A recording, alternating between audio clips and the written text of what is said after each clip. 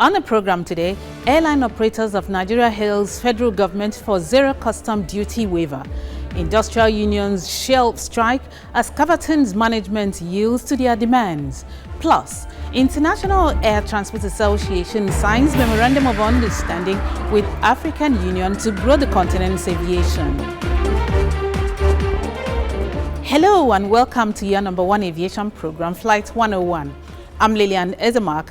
Flight time is 30 minutes. Fasten your seatbelts. Let's enjoy the trip.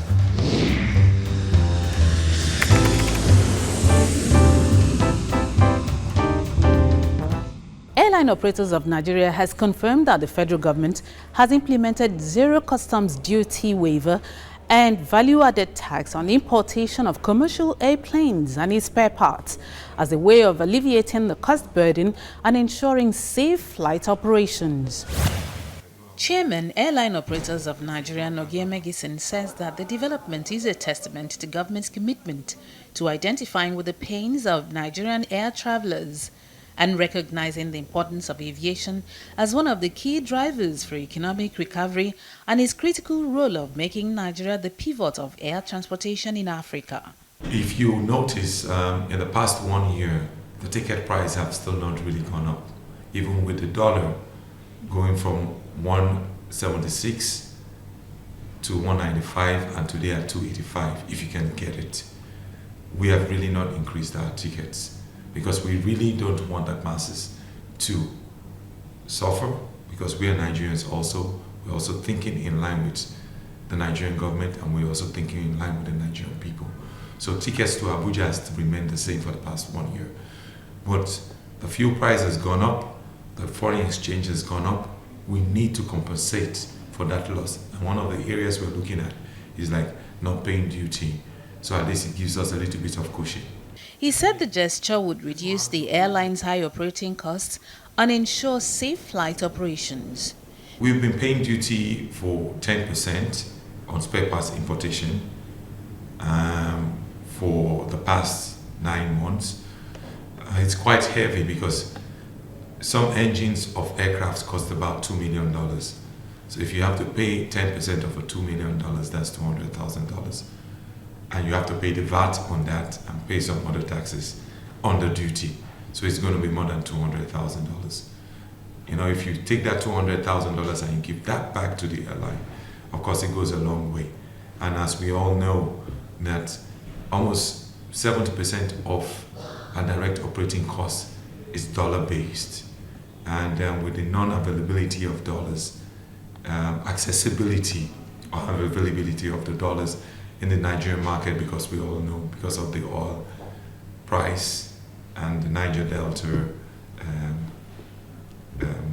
issues, the Naira and dollar availability of the dollar has really been affected. The gesture was specifically extended to commercial aircraft operators and not private jet operators, who are required to pay for luxury taxes. But an aviation security expert, John Ojikutu, said the waivers should be granted to only private airlines that have substantially complied with the Nigerian civil aviation regulations, especially the commercial regulations, and airlines that regularly submit its financial balance sheet to NCA at the appropriate time for verification. Others are airlines that are not indebted to safety service providers, insurance, banks, staff salaries, among others. Ojikutu noted that other problems of the industry include poor management structure and lack of adequate skilled manpower and ineffective compliance to regulations. Managing Director of Federal Airports Authority of Nigeria, Saleh Dunoma, says that the training of newly recruited staff of the agency is part of its commitment to entrenching safety and security in the nation's airports. Dunoma made this known in Lagos. The Federal Airports Authority of Nigeria (FAAN) is currently training 240 newly recruited employees into the aviation security and the airport rescue and firefighting services. The participants, who were divided into 2 classes of 120 each of aviation security and fire officers, are being trained on general models such as service delivery in Nigeria, code of ethics in aviation business, aviation safety and hazard management, among others. The recruits are also exposed to technical modules such as recognition of explosives and dangerous articles, access control, overview of international civil aviation, and procedures for aviation security officers. The 12 weeks induction training would also feature a 2-week on-the-job training for aviation security officers and a week international simulator training for airport rescue and firefighting services officers. CAVERTON Helicopters Aviation Unions have reached an agreement with the airline's management, putting an end to the one-day strike, which disrupted activities at the headquarters of the offshore and onshore helicopter and private charter group. The National Association of Aircraft Pilots and Engineers, National Union of Air Transport Employees, the Federal Airport Authority of Nigeria, the Nigeria Civil Aviation Authority, and the management representative of CAVERTON Helicopters attended the meeting. A communique signed at the end of the meeting stressed when payment of outstanding salaries will be made. Before the decision to shut down CAVERTON Helicopters, workers there had some disturbing welfare issues, which are now being attended to as speedily as it ought to have been, one of which was payment of salaries as at when due. The collective agreement we had with CAVERTON, which has become a policy, is that salaries are going to be paid latest 26th of each month.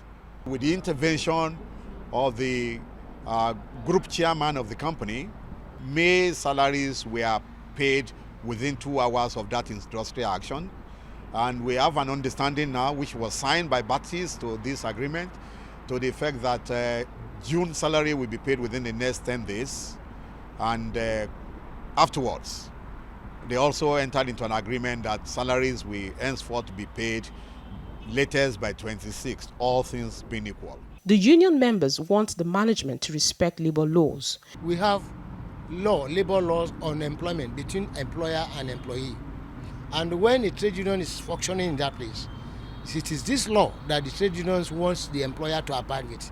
There are some employers that are stubborn, lawless. So that is what will precipitate the unions to want to use force, as we have done at CAVERTON. It was also agreed that a meeting should be convened urgently between the unions and the full management to discuss several other issues, including pensions, taxes, Central Bank of Nigeria exchange rates, and outstanding condition of service for non-crew. Now international stories. African Union issues Pan-African e-passport. Plus, International Air Transport Association signs Memorandum of Understanding with African Union to grow the continent's aviation. Travel and tourism within Africa may become easier soon, at least for some, as African Union issues Pan-African e-passport.